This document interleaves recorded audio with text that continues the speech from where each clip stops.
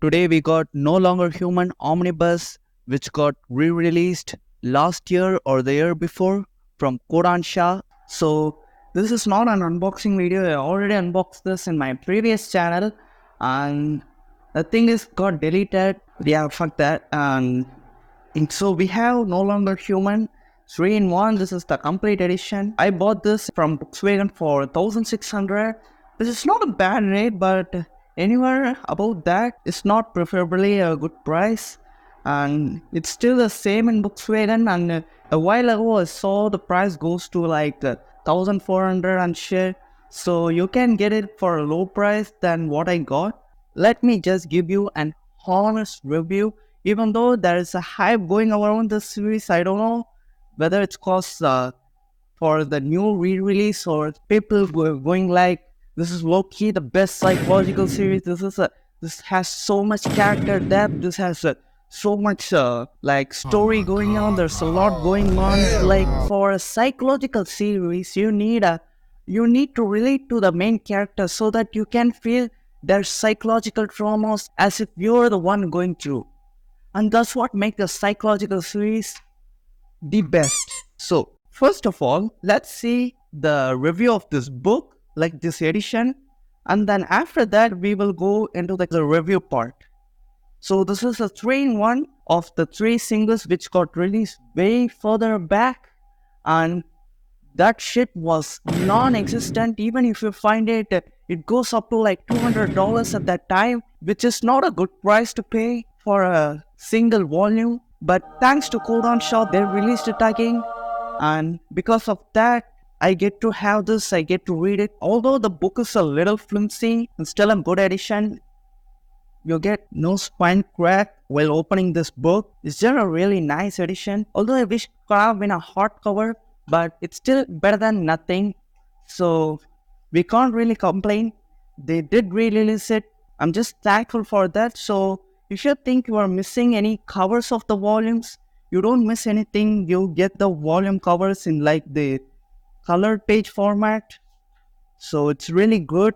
The front cover is the cover of volume 2 from the singles. At the start, we get introduced to this guy, and he's like searching for some story to come up for his serial. His name is Usamaru Furuya, and it's literally the name of the illustrator of this manga. And while randomly searching through the internet, he stumbles upon this autobiographies kind of thing. So the article starts like, I lived a life full of shame, and it kind of piqued his interest. So he continues reading it, and him reading this is what we get as the content in this manga. We get introduced to this handsome 17-year-old high schooler, and his name is said to be Yozo Oba, and he's like the kid who everyone in the class likes. But then we get introduced to his inner thoughts, and he's like, he does not want to act good in front of everyone. Like he's not getting any of the happiness. He just thinks that human beings are really complex creatures, and he just couldn't understand them. And then bro be like going into these revolutions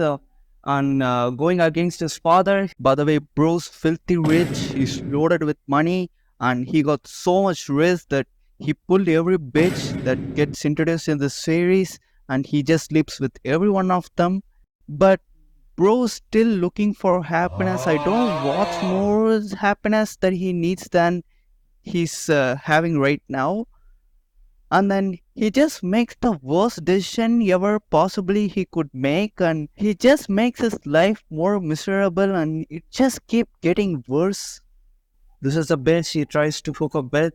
She's the one he decides to die with. And then Bo jumps into the river. Bo's the only one who survives it. He got saved, and the bitch died. And after that, he tries to become a mangaka, and he's quite successful.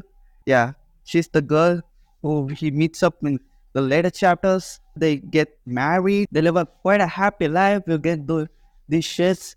Instead of hating everything, instead of hating life, he start to like his life with this new wife, and that's just great how we see his character develop.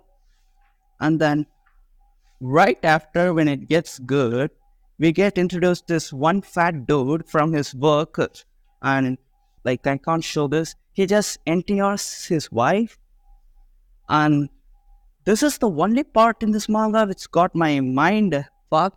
Bro's thinks that his wife's innocence is gone. He loved his wife because of her innocence, because she could trust others easily. After this incident, he thinks to himself that the personality would be completely changed because of this. And then bro goes around doing drugs and he becomes alcoholic. He develop all the bad habits you can ever think of. He just goes completely mindfucked, man. That's just how this volume progresses in the later chapters. And then he developed this one shit where he sees illusion, just the aftermath of drugs.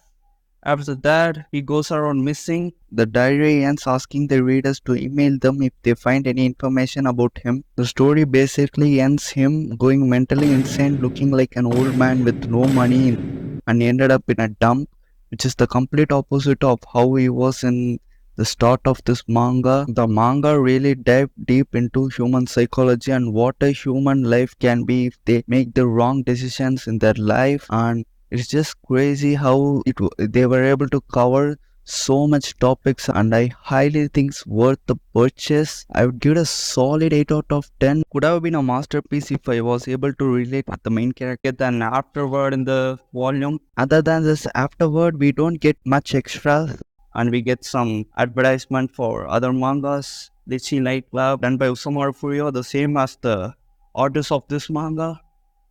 And Valentina Mandela, I will try reading this. Heard this is one of the most weirdest shit ever created, and so that piqued my interest. So that's it for the video. See you in the later video.